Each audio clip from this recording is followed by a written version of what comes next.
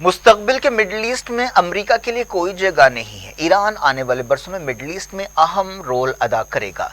Saudi अरब खित्ते का एक अहम मुल्क है और ईरान सऊदी अरब के साथ दोस्ताना ताल्लुकात चाहता है। इन ख्यालात का इजहार ईरान की रेवोल्यूशनरी गार्ड्स की कुद्स फोर्स के डिप्टी कमांडर रुस्तम कासमी ने 4TV की दुनिया भर से न्यूज से बातचीत करते हुए किया। जनरल कासमी ने वीडियो लिंक के जरिए बातचीत करते हुए कहा कि ईरान सऊदी अरब, UAE और दूसरे अरब मुल्कों के साथ अच्छे ताल्लुकात चाहता है।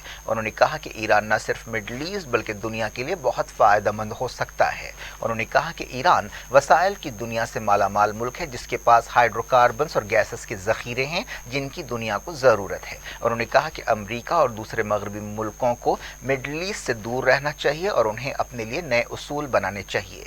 न्यूक्लियर डील के बारे में करते हुए जनरल कासमी ने कहा कि यूरोपीय मुल्क और यूनाइटेड नेशंस अपने फैसलों में आज़ाद नहीं हैं और वो अमेरिका के ताबे हैं। उन्होंने कहा कि मगरबी मुल्कों को एक नए विजन की ज़रूरत है।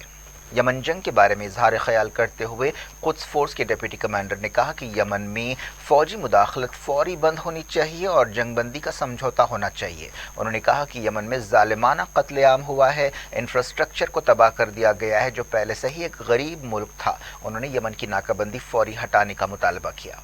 इस सवाल पर कि क्या ईरान मिडल ईस्ट और दूसरे मकामात पर अपना असर और रसूख बढ़ाना चाहता है, उन्होंने कहा कि ईरान पहले से ही एक मजबूत मुल्क है और उसे ऐसा करने की कोई ज़रूरत नहीं है। हिजबुल्लाह और हमास जैसी तंजीमों को ईरान की मदद के बारे में पूछे जाने पर जनरल कासमी ने कहा कि ईरान का ये उसूल है कि वो दबी कुचली कौमों की मदद करता है और ये मगरबी मुल्कों का प्रोपेगेंडा है कि ईरान एक तौसीफ पसंद ताकत है। उन्होंने हाल ही में इसराइल की तरफ से गाजा में बमबारी और हमलों की मजम्मत करते हुए कहा कि फ़लस्तीनियों पर इसराइलियों का जुल्म फौरी बंद होना चाहिए। उन्होंने कहा कि फ़लस्तीन मसले का हल सिर्फ एक रेफरेंडम के जरिए हो सकता है जिसमें तमाम असल फ़लस्तीनियों की राय हासिल करनी चाहिए, जिनमें मुसलमान, ईसाई और मकामी यहूदी शामिल हों।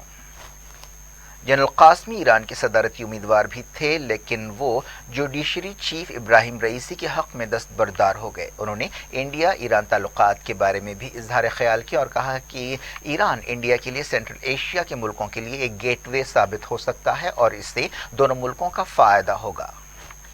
जनरल कासमी महमूद अहमदीनेजाद के दौर में ईरान के वज़ीर पेट्रोलियम रह चुके हैं।